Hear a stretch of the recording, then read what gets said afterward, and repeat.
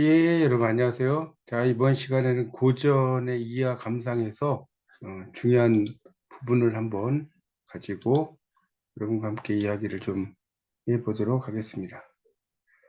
어, 일단 중요한 것들 중에 이제 내용이 있는데 그걸 한번 같이 보면서 설명을 좀 해보도록 하겠습니다.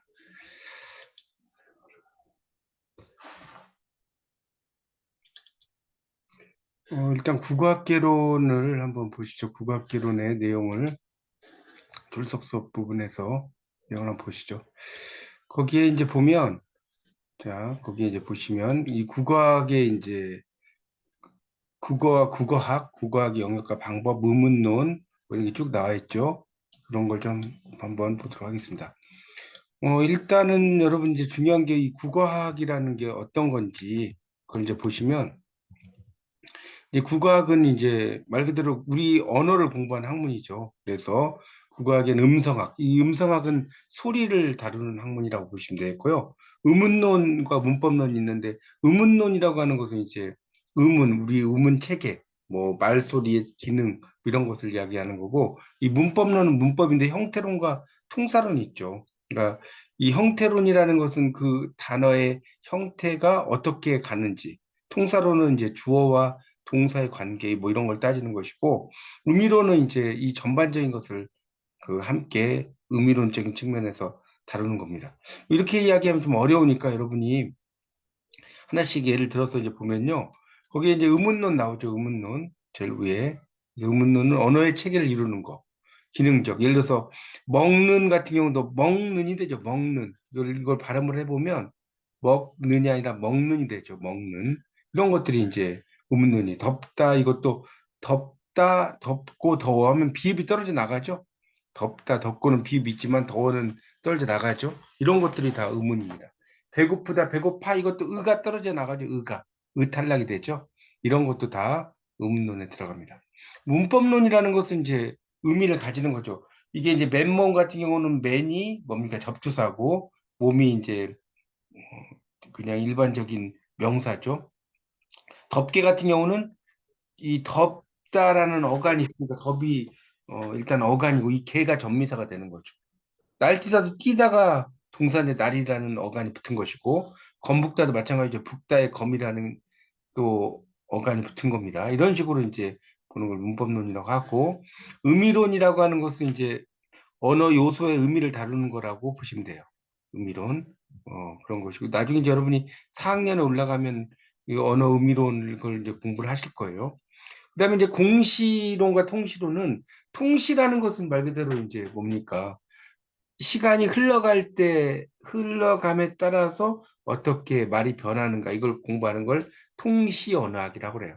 그러니까 15세기 언어는 어떻고 16세기 언어는 어떻고 17세기 언어는 어떻고 이게 통시 언어학이고 공시 언어학이라는 것은 이제 과거에 어땠는지를 떠나서 현재의 모습 예를 들어서 우리가 길이라고 로드 길이라는 것을 우리는 길이라고 하는데 전라도 쪽에서는 이걸 질이라고 이야기를 하거든요. 이런 것들이 이제 방언 같은 경우도 일종의 공시 언어학에 속한다 이렇게 이해를 하시면 될 것 같습니다. 개통론은 이제 언어 간의 친족 관계 우리말은 뭐 우랄 알타이 어족이라든가 이런 거 따지는 거죠. 그런 걸 이야기하는 것이고요. 그 다음에 이제 문자론과 방언은 문자론은 말 그대로 이제 문자와 관련된 전반을 다루는 거고 방언은 사투리라고 보시면 되겠죠. 사투리 이걸 다루는 것을 우리가 이제 방언론이라고 이야기할 수 있습니다. 자, 그 다음에 이제 응용 언어학은 이제 언어학을 이제 실용적인 문제에 적용을 시키는 거예요. 뭐 전산 언어, 국어 교육, 작문 이론, 언어 정책, 어떻게 언어 정책을 펼칠 것인가 이런 것들 다루는 거라고 볼 수가 있겠네요. 자, 이제 의문론으로 들어가면 우리가 이제 말소리 생성 과정에서는 이제 공기를 들이마시죠. 이 비강이라는 건 콧구멍이 콧구멍, 코비자의 구멍 강자거든요. 구강은 입에 있는 구멍. 기도는 이제 기도가 막힌다 할 때 기도죠. 인두는 이제 후두의 성문이 있어요. 후두. 목젖이라고 보시면 돼요. 후두라는 거. 성문이 있고, 식도. 그다음에 인두라는 것은 이제 그 후두 쪽에 이제 있는 부분이라고 보시면 되겠죠. 인두라는 게 또 있습니다. 우리가 여러분이 국악 교재에도 보면 인두라는 그런 것들이 있거든요. 그런 것들을 이야기하고 있습니다. 그러니까 인두라고 하는 게 이제 그 뭐랄까요, 목푸두개의 후두의 구멍 그 앞에 있는 게 이제 인두예요. 성문 소리 나는 문이죠. 이렇게 있습니다. 그래서 이제 공기를 폐에 모았다가 밖으로 보내는 거고, 이 기류의 흐름을 보면 폐에서 그다음에 기도로 갔다가 인두로 갔다가 구강, 입의 구멍, 비강, 콧구멍이죠. 이렇게 이제 가는 것을 이야기를 합니다. 그렇게 정리를 하시면 될 것 같아요. 그래서 이제 기류의 흐름, 공기의 흐름이죠. 이게 폐, 기도, 인두, 구강으로 간다. 이렇게 여러분이 이해하시면 될 것 같고요. 자, 그 다음에 이제 구강음의 조음식 공기 통로, 폐, 기도, 인두, 구강이죠. 이거는 이제 입에 있는 구멍이니까 구강이고, 요 비강음은 콧구멍이죠, 콧구멍. 에서 소리가 나는 겁니다. 그래서 우리가 콧소리가 이제 좀 있는 분들이죠. 콧소리를 잘하는 분들이 비강이죠. 폐, 기도, 인두, 비강이라고 나와 있습니다. 그래서 이 구강은 입 쪽으로 발음 통로를 말해요. 구강은 입 쪽으로 발음 통로. 비강은 코 쪽으로 발음 통로다. 볼 수 있겠고. 그래서 이제 이 폐에서 나온 기류, 공기의 흐름이 기도를 통과해서 성대의 떨림에 의해서 소리로 바뀌는 거죠. 여기 보면 성대가 있죠, 이렇게. 그래서 요 폐에서 이렇게 쭉 나오는 기류가 기도. 여기 보면 뭐 비강, 치조, 경국에 막 나오죠. 그러니까 이 경국이라는 것은 단단한 입천장이라고 보시면 되겠고요. 연국에는 좀 연한 입천장이라는 뜻입니다. 인두, 후두개, 후두식도 그다음 설다는 혀의 끝, 설배는 혀의 등 부분 이런 걸 말하는 거죠. 그래서 떨림에 의해서 소리로 바뀐다는 그런 내용이 되겠습니다. 자, 그래서 이제 기류가 이 성대를 통과할 때 성문을 좁히고 성대를 빠른 속도로 떨어지면 유성음. 그러니까 유성음이란 것은 뭐랄까요? 성대를 울리는 소리라는 뜻이거든요. 유성음이 만들어지고 또 성문을 연체로 기류를 내보내면 무성음. 그러니까 이건 뭐예요? 소리가 성대를 울리지 않는 소리라는 거죠. 이게 만들어진다는 것을 이야기하고 있습니다. 그래서 성대에 진동이 있는 말소리가 유성음이고 성대의 진동이 이제 없는 것이 무성음이다. 이렇게 이해하시면 됩니다. 유성음과 무성음이라고 하는 게. 그리고 이 성대의 떨림, 아를 길게 발음하고 시옷을 길게 발음하면 이게 성대 떨리죠. 이러면 떨리죠. 성대의 떨림을 분석을 할 줄 알아야 되겠죠. 이 한국어 유성어는 이제 모음과 자음으로 돼 있어요. 아야, 어여, 오요, 우유 이런 게 모음이고요. 자음은 니은, 니을, 미음, 미응 이런 발음이 자음입니다. 그러니까 모음이란 것은 어머니 음이고 자음은 아들, 자식의 음이라는 소리예요. 자, 그래서 이제 이 성문을 통과해서 나온 숨이 인두로 나옵니다. 여기 보면 인두 보이죠? 연국에 목젖, 인두가 있습니다. 인두. 그러니까 이 목젖 밑에 부분이죠. 그래서 목젖은 숨을 입으로 통과시키느냐, 코로 통과시키느냐를 조절하고, 목젖이 비강 쪽 통로를 막아서 구강으로만 나오면서 내는 소리가 구강음이죠. 입에서 나오는 거. 그 다음에 비강이라고 하는 건 뭐겠습니까? 이게 이제 공기가 비강, 콧구멍으로 나오면서 내는 소리. 목젖은 구강음과 비강음을 구분하는 역할을 한다는 겁니다. 그렇죠? 그래서 이제 그 숨을 입으로 통과시키느냐, 코로 통과시키느냐 이런 의미로 여러분이 이해하시면 될 것 같습니다. 자, 그런 내용이 되어 있고요.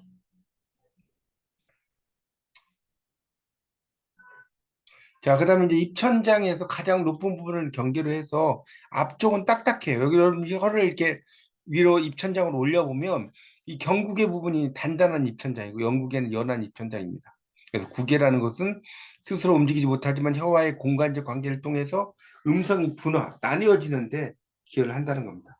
그래서 이 모음은 이렇게 입천장과 혀 사이에 만들어진 공간이 이제 음가를 결정합니다. 이, 에, 아, 오 이런 식으로. 자음은 혀가 입천장이 어느 부위에 닿느냐에 따라서 이제 음가가 결정이 되는 거예요.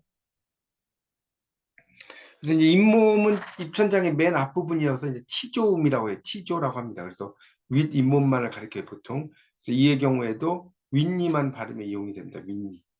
이를 발음해 보면 입술은 혀 다음으로 자유롭게 움직일 수 있는 발음 기관이 됩니다. 모음은 구강에서 공명이 막 소리가 울리는 거죠.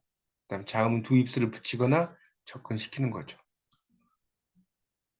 그렇게 이제 볼 수가 있겠습니다. 또 혀가 이제 이 우리 발음기관 중에서 아주 가장 큰 역할을 하겠죠. 자유자재로 움직일 수 있고요. 설첨, 혀의 끝부분. 설첨이죠. 설단. 그러니까 설단이라는 것도 끝부분인데 첨은 이제 더 그 뭐랄까요. 끝첨자니까 아주 제일 끝부분을 말하겠죠. 설면은 혀의 그 면. 그러니까 이게 전설, 후설은 뭐냐면 혀의 앞부분에서 나는 소리, 전설이고요. 혀의 뒷부분에 나는 소리가 후설입니다. 그래서 이제 이 설첨, 혀의 끝까지 설단이라고도 한다는 거죠. 그렇게 보시면 됩니다. 그러니까 이 설첨이라는 게 좀 더 그 끝부분이라고 보시면 될 것 같아요. 그래서 이제 조음을 내는 거죠. 이 성문을 통과한 소리를 입안에서 막던가 장애를 일으키면서 조정하는 과정이고요. 이 조음을 할 때 능동적으로 움직이는 부분이 조음체. 입안의 아래쪽에 있는 아랫입술이나 혀를 말하고요. 조음할 때 스스로 움직이지 못하고 조음체가 닿는 부위를 조음점이라고 해요. 입천장, 윗입 이렇게. 그러니까 여러분이 알아두실 것은 조음체는 아래예요. 조음점은 위입니다. 이걸 좀 잘 알아두십시오. 그래서 체아. 조음체는 아래고 점 위에요. 점 위. 이렇게 이해하셔도 될 것 같습니다. 그런 내용으로 되어 있습니다. 이제 그런 것도 좀 알아두시면 좋겠고, 그래서 이제 자음과 모음을 나누는 것은 이게 자음은 조음기관에서 공기의 흐름에 장애를 받으면서 만들어지는 소리고, 모음은 기류가 장애 없이 조음기관을 통과하면서 이렇게 나는 소리예요. 이렇게 보면 모음은 통과하지, 근데 자음은 기역, 니은, 디귿 이런 것들 말하는 거죠. 장애를 받는다는 거죠.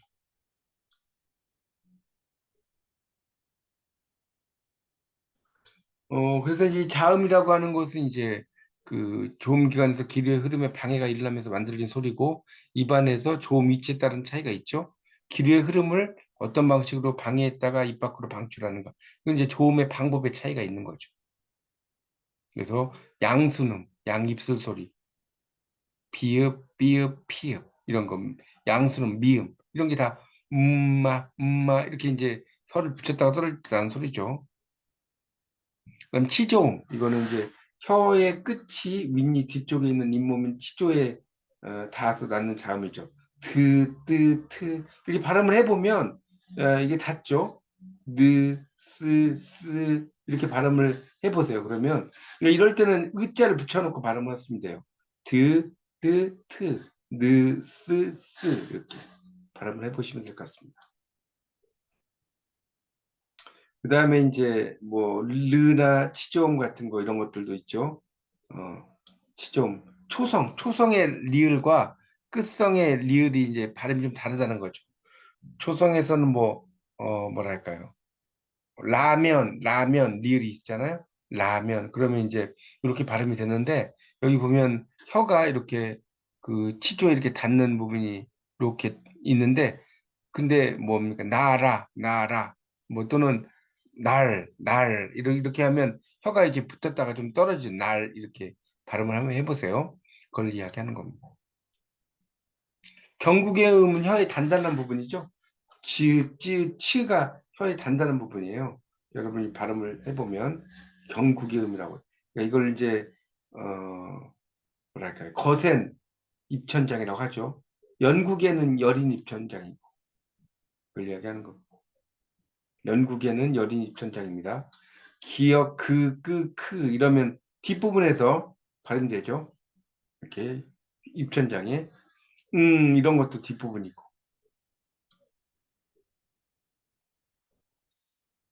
그다음에 이제 조음 위치에 따른 자음 분류를 보면 입술, 양순음이죠. 무, 치조음이죠. 드, 트, 느, 경국의 음, 연국의 음, 이거는 이제 여린 입천장을 말하는 거고, 후두음이는 목구멍 소리예요. 후음이라는 게 목구멍 소리라고 써놓으시면 됩니다. 목구멍이 나는 소리. 숨이 이제 완전히 막혔다가 터져 나오는 자음을 폐쇄음 이렇게 이야기를 합니다. 그래서 이제 양순음과 치조음 이런 것들이 이제 그런 데 들어가는 거고 연국의 음도 마찬가지죠. 일종의 폐쇄음이라는 거죠. 그래서 이 폐쇄음의 발음은 폐쇄 단계, 조음체 조음점에 닿고 지속 단계 이렇게 가요. 이게 지속되죠. 그리고 파열 단계. 폐쇄가 열리면서 공기가 한꺼번에 방출되는 겁니다. 그래서 이 폐쇄음을 파열음이라고 하는 이유는 이런 3단계 때문이라는 거죠. 폐쇄가 열리면서 공기가 한꺼번에 방출되기 때문에 파열음이라고 한다는 거죠. 환경에 따라서 파열이 일어나지 않는 경우, 예를 들어서 입덕 이렇게 해보면 비읍, 기읍은 1, 2는 있는데 이게 지금 보면 공기가 한꺼번에 방출되는 3번이 없죠. 여러분 입덕 이렇게 발음을 해보면 폐쇄가 열리면서 공기가 방출되지 않죠. 불파음, 미파음이라고도 한다는 겁니다. 그렇게 이해하시면 되겠고요. 시옷 같은 경우는 이제 뭡니까? 이걸 발음을 해보면 좁은 틈 사이로 공기가 이제 빠져나가면서 마찰을 일으켜내는 소리, 이걸 마찰음이라고 이야기해요. 히읗은 두 성대가 좁혀져서 그 사이를 나오는 기류가 마찰을 일으키며 내는 소리. 이게 이제 히읗이 이제 그렇다는 거죠. 발음할 때 그렇습니다. 시옷도 마찬가지죠. 이러면 다 마찰음에 들어가는 거죠. 자, 이제 비강, 콧구멍으로 통하는 이제 통로가 열린 상태에 내는 소리죠. 느, 무, 응, 이건 다 콧소리라는 거예요.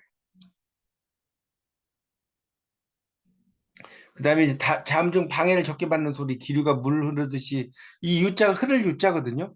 그래서 이제 유음인데, 다리 하면 이제 다리 하면 이제 알 발음이죠. 그 다음에 달 이러면 엘 발음이라는 거예요. 그래서 혀끝을 윗몸에 살짝 댔다가 떼요.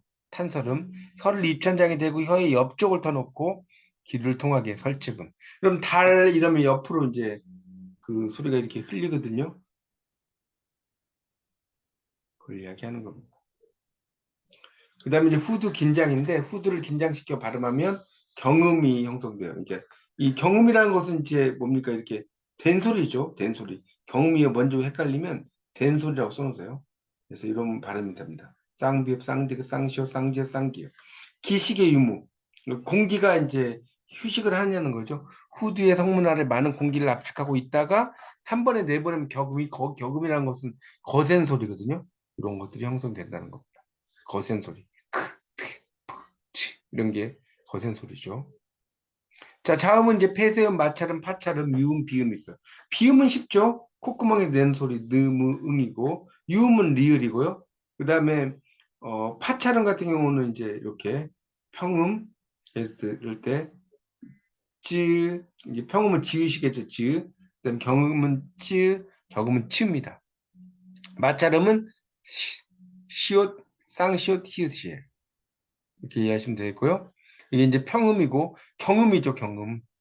쌍시온 된 소리니까. 후음은 목구멍 소리 이시라고 아까 했고, 폐쇄음은 이제 평음은 비읍, 디귿, 기역이고, 경음은 쌍비읍, 쌍디귿, 쌍기역. 격음은 피읍, 티읕, 키역이죠. 거센 소리를 이야기합니다.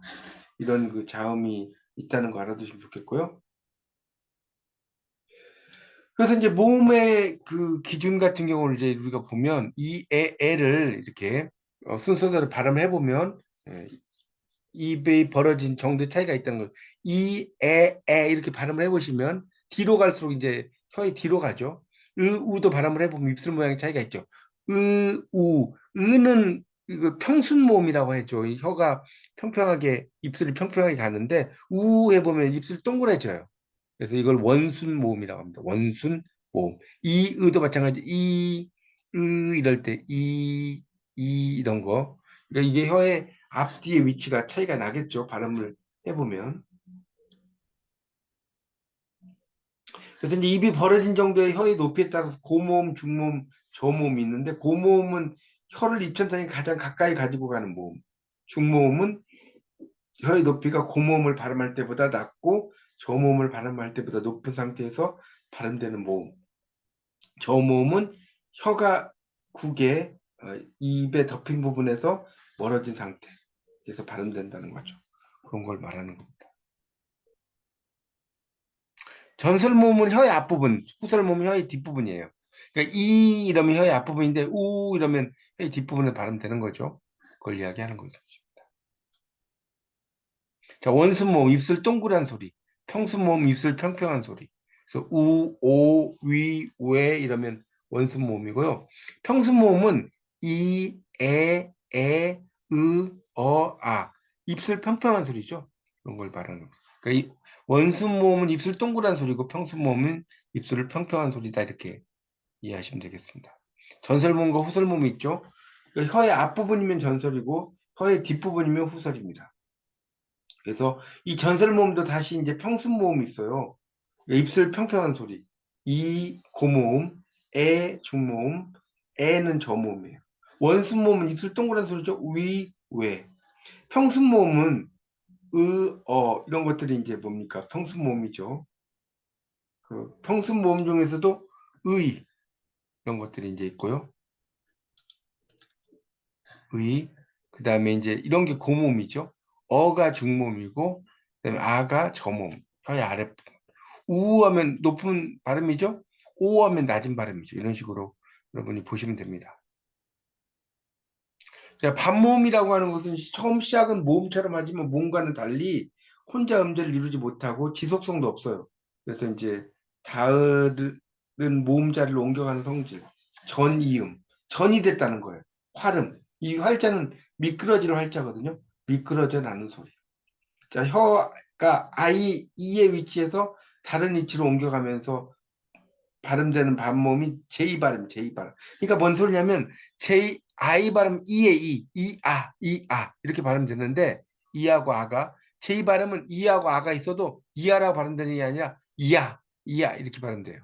혀가 우에 있으면 우 발음인데 W 발음이면 이우 이런 식으로 다른 거하고 관련시켜서 같이 발음이 됩니다. 그러니까 U 발음은 U가 되면 이우인데 W 발음은 U가 돼, 이우가 아니라 그걸 이야기하는 거예요. 자, 음절이나 모음과 같은 음성 단위보다 한 단위 더 큰 단위가 음절인데 음절은 홀로 받아들일 수 있는 최소 단위죠. 모음은 거의가 스스로 한 음절을 이루죠. 자음은 결합이 돼요. 예를 들어서 아 같은 경우는 그 자체가 음절이 되잖아요. 아. 근데 자음은 기억 이것만 되지 않는다는 거죠. 자, 자음이든 모음이든 독자적으로 음절을 이룰 수 있는 음을 성절음이라고 그래요. 성자는 이룰 성자고요. 절은 이제 그 뭡니까? 음절음이야. 그 음은 소리죠. 국어의 경우는 모음만이 성절음이 되죠. 음절수와 모음수가 일치하다는 거죠. 그렇죠. 모음만. 하나의 성절이면 되죠. 근데 기억 이런 건 안 되죠. 근데 영어에서는 소프트 이러면 SO 발음이죠. 이거 SO 발음이죠. S가 시옷이고 O가 O 발음이고 F가 피읍인데 여기다 의자를 붙였죠. 자음끼리만 있으면 의자를 붙이는 거예요. 티읕도 트도 마찬가지로 T 다음에 이 자음이니까 소프트 이렇게 발음을 해야겠죠. 소프트. 자, 음소는 특정 언어에서 하나의 소리로 인식되면서 단어의 뜻을 구별해주는 말소리의 최소 단위. 음소. 예를 들어서 물과 불의 뜻을 구별해주는 거는 미음과 비읍이죠. 이게 없으면 울이잖아요. 최소 대리번은 한 가지 음의 차이에 의해서 단어의 뜻이 달라진 두 짝, 물, 불. 울인데 미음, 비읍에 따라 달라지죠. 고리, 구리도 마찬가지죠. 나머지 다 똑같은데 오와 우에 따라서 발음이 달라진다는 겁니다. 그래서 소리가 차이가 난다는 것은 변별적, 대립적이라고 하고요.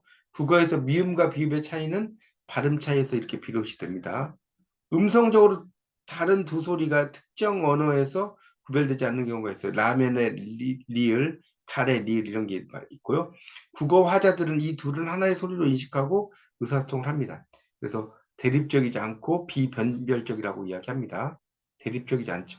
우리말에서는 리을 R 발음과 L 발음이 영어하고 좀 영어는 right가 R-I-G-H-T 하면 right. 근데 L-I-G-H-T는 right이거든요. 그러니까 우가 있다고 발음하고 right인데 그런 걸 말하고 있습니다. 자, 변이라고 하는 것은 이제 말 그대로 그 개별 언어의 화자가 인식하지 못하는 음소 이걸 이제 변이. 변이음은 변이로 인해서 이루어지는 거. 비빔밥 이런 원래는 비빔밥인데 이게 빨리 읽으면 비빔밥이 되죠. 비빔밥이 아니라 이 변이음은 상보적 분포는 상호 보충적 분포예요. 그래서 나타난 자리를 지키기 때문에 나타난 자리가 겹치지 않는다는 거죠. 그걸 이제 이야기하는데 그걸 이야기합니다. 그러니까 우리가 흙이라고 하는 단어가 흙에다 리를 기기인데 흙에다 만을 붙이면 흥이 돼버려요. 흙이 흥이 되죠. 그런 것이 이제 상부적 분포예요.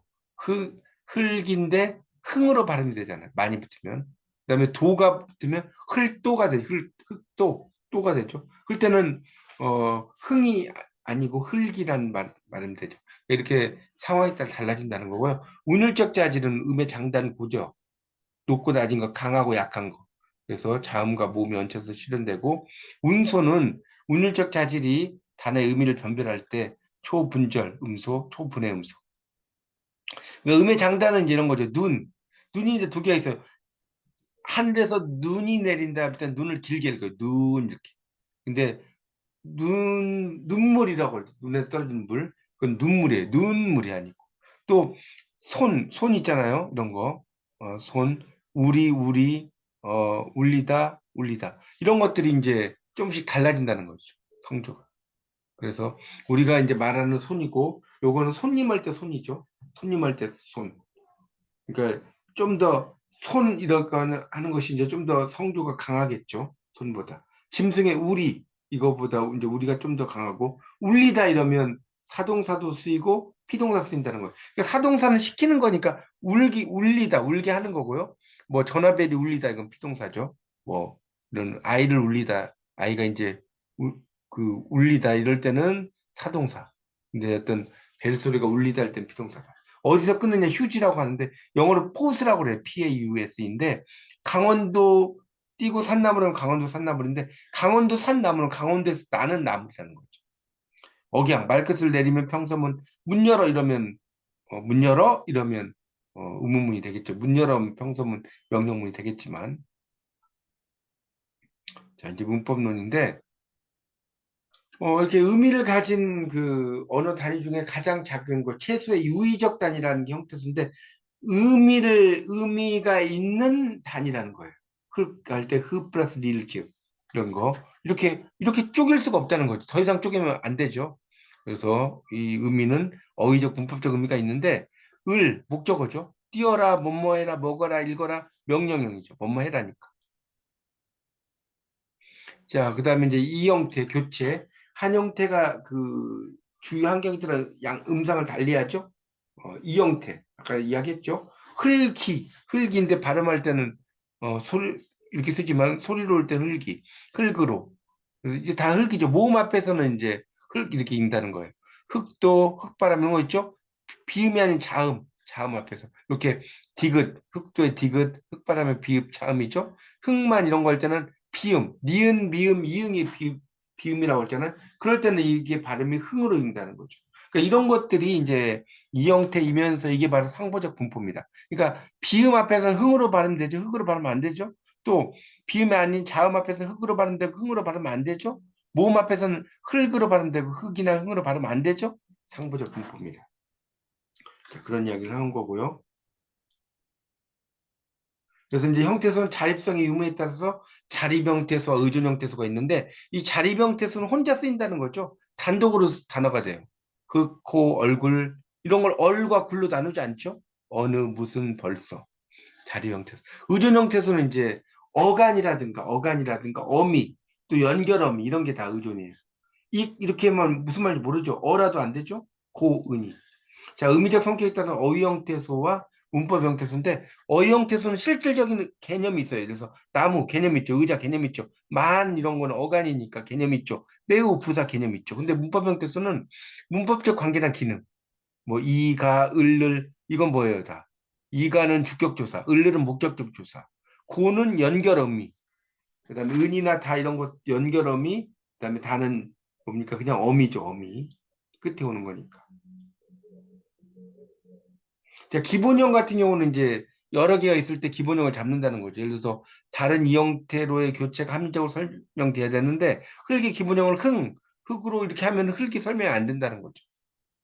그래서 월등히 우세한 것을 이제 정한다는 거죠.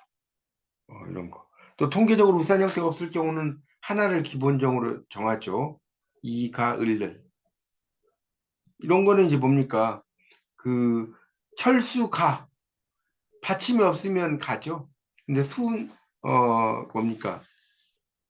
그 이라고 하는 건 뭡니까? 선생님 이 받침 있잖아. 이가 되는 거죠. 을을도 마찬가지죠. 먹이를 받침이 없으면 을이고 뭡니까? 손님을 이럴 때는 받침 있으면 을이죠. 그래서 이제 형태소는 채소의 유의적 의미가 있는 단위고 단어는 이렇게 이제 의미 단위인 것은 형태소와 동일한데 채소가 아니어도 되죠. 그런 걸 말하는 겁니다. 그래서 형태소이면서 단어, 흙, 나무, 코, 얼굴, 저고리는 형태소이면서 단어인데 형태소가 몇 개 모여서 이런 진흙 같은 거 진짜 흙이잖아요. 떨어져 나갈 수 나뭇잎, 나무와 잎이잖아요. 떨어져 나갈 수 있죠. 코와 웃음이죠. 떨어져 나갈 수 있죠. 뭐 일거라도 마찬가지죠. 일단 어감과 어라 어미 떨어져 나갈 수 있죠. 푸르란 어감과 고란 어미도 떨어져 나갈 수 있죠.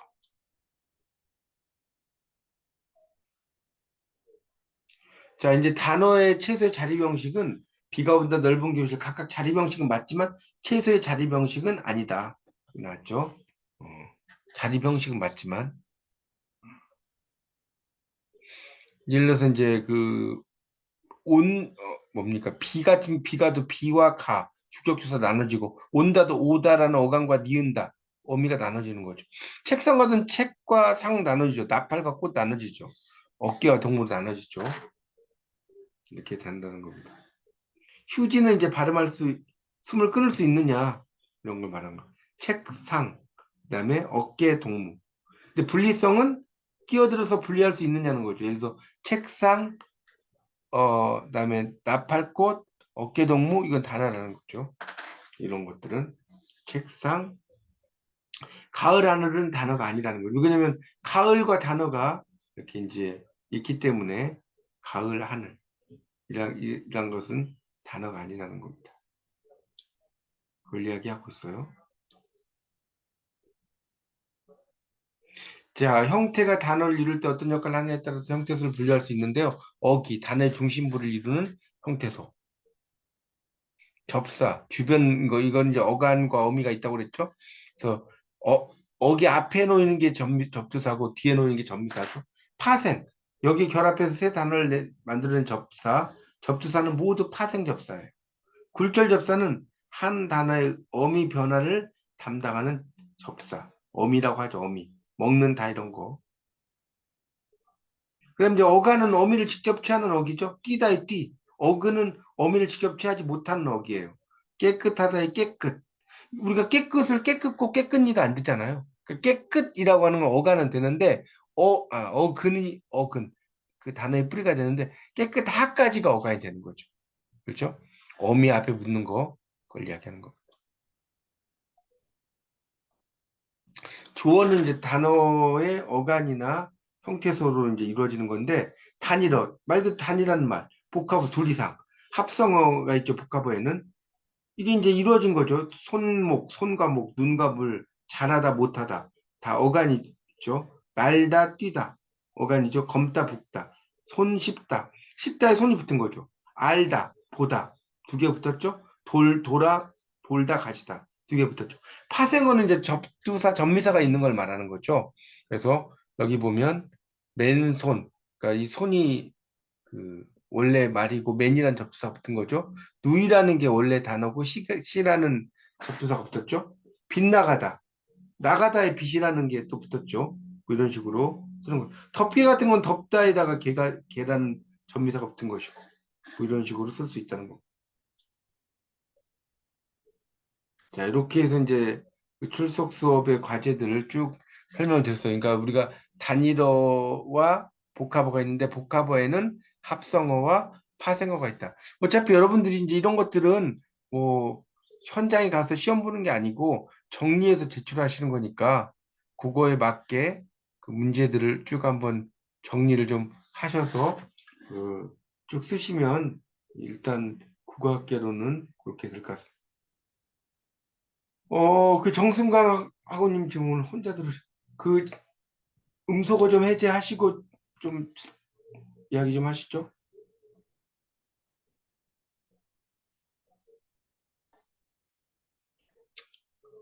그래서 이제 그런 내용들을 한번 잘 정리하셔서 이제 그 뭡니까 쭉 그 시험 보시기 전에 이제 리포트를 제출하시면 크게 어려움은 없을 것 같습니다.